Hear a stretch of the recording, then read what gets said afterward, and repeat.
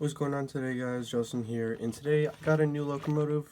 I got an Intermountain SD40-2 in the Norfolk Southern paint scheme. I believe this is number 3396. Yep, 3396. And yeah, we're gonna do a review on it. This is not the first time I've run it, so I got this a couple days ago. So far, I haven't had any problems with it, so except for like a few details, which I'll explain later in the video. But other than that, let's get right into the unboxing. I don't know how well you guys can see this, but I'll just put this up here, and then we'll take out the block of ice that protects the locomotive. And I forgot to put in the manual back in when I reboxed this, but it should be fine. So yeah, I'll go over the basic functions, maybe a few extras. Anyway, here it is. So it's pretty basic. It's just a sleeve. You slide like that, and that views the block of ice. And go like that. There's two tabs, and in this top piece of styrofoam, take this top piece of styrofoam out, is the little baggie where you get your separately applied parts like your horn, sunshades, and your side steps. I do have a coupler spring in there. I don't know why. I already put the horn on, and I'll have to glue in the sunshades because they are not friction fit. And neither really is the horn. I'll have to glue that in a little bit better too. Anyway, moving on. Also, I do not, if you do get this locomotive, I do, like what Track 10 Train said, you should subscribe to him, by the way, is don't pick it up by the top of the shell because there's not a ton of structural integrity. So instead, grab it by the fuel tank and be very gentle with it. I'll put that there. Alright. They do have nice handrails, although when I did get this locomotive, this is the probably the biggest problem. You might already be able to see it, but when I first got. All right, so moving on to details, I'm at a different angle now because I already pre-recorded it in the same angle, and didn't look very good, so I'm just going to go over it again, and now I have a screwdriver so I can actually point. So, first things first, yeah, your snowplow looks very nice. Snowplow here, MU cables look very nice. Comes with a metal coupler. I'd like to see that. LED ditch lights, coupler cup bar that does move. I'll show that more on the back. Moving on to the nose, you got your horse, sand filler hatch, and here's our horn. It looks very nice, by the way, even though you do have to insert it yourself. You got your see-through side steps, which look nice, and they're painted yellow, which makes them look a lot better. Alright, and then yeah, these are very nice and stiff handrails, although I'm not sure if I already explained this, but I'm pretty sure I already did, but like I said before, if I did, these stanchions are like what the actual side rails are mounted into are not very sturdy. At least mine was, so mine are very fragile. Like, let's see here, let's move that. You see here, it's actually fallen out already. Like right down here, it's already fallen out. I'll have to put that in, which means I will have to glue it back in, like the horn and the other sunshades and stuff. But that's half the fun. So yeah. Anyway, swing on like more of the front. Not sure if you really can see it, but they have really nice looking windshield wipers. They look like they are photo etched, and yeah, they look really nice.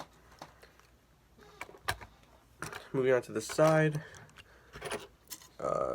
PRR logo, SD40-2, 3396. Norfolk Southern logo. I do not have the horse head in it, so I might have one of the older models of Intermountain's run of SD40-2s. These are not by any means new. I just picked one of these up because I needed like a smaller engine, and yeah, I thought this was really nice. It's a road diesel. Radiator fans, or I should say radiator grills, not fans. We'll move on to the fans very shortly. Moving on to the rear of the locomotive. See if I can focus it. Come on, focus, please. Can it please focus? Okay, it's not wanting to focus, but we got separately applied grab irons here all the way up to the top. More here at the actual top of the locomotive. Sand filler hatch. You got another LED light, and there's no ditch lights, which is kind of a disappointment. That's okay. Yeah, I'll show you the color cut bar that actually moves. Here, if I move that, you can see if I can actually get it here. There we go. It actually moved, which is quite nice. Oh yeah, shoot. My handrails are coming off again. This sucks, but I'll just put them back in. Moving on to the top here. Got your horn here, which looks very nice. You got an antenna, exhaust, which also looks nice. Dynamic brakes, lift hooks. Then your radiator fans. The fans are separately applied, but they are not like the Athearn Genesis models where you can where they actually spin. But it still looks very nice. And yeah, looks nice. And yeah, I think now we should move on to the sounds. And yeah, I'll see you guys at the layout. So yeah. All right, let's do some sounds. Startup does start when track power is applied. So here we go.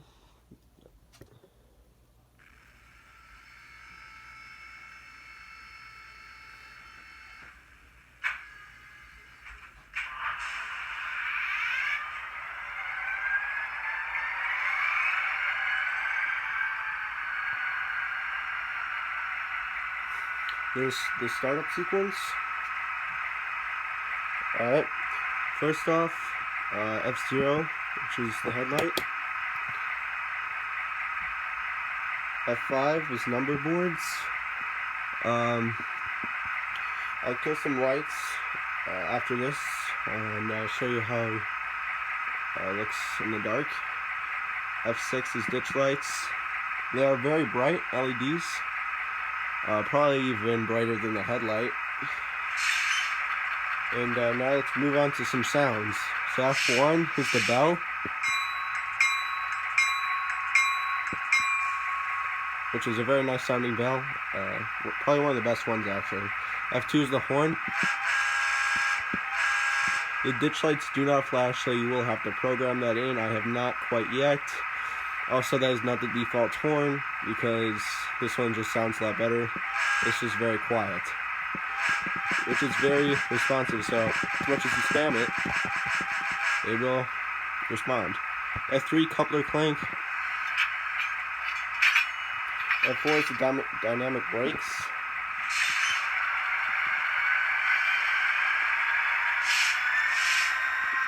I know,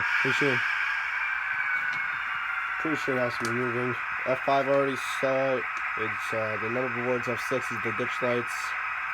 F7 is the dimmer. F8 is the shutdown sequence, but I'll do that after. See, F9, that's the to put notch up and notch down. I won't be doing that. see, F12, that is the slower version of the spitter valve. And F11 is the compressor.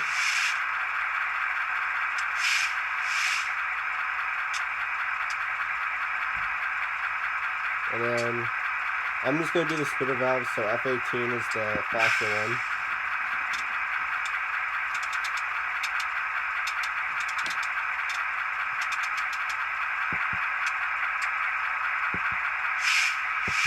And yeah, those are your sounds. Alright, so I killed some of the lights, so now you should be able to see the number boards better. So that's the number boards, headlight, which is a realistic fade-in, which is nice, and then the ditch lights. And yeah.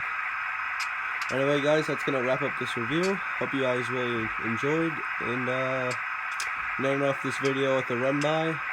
And yeah, see you guys in the next video. See ya.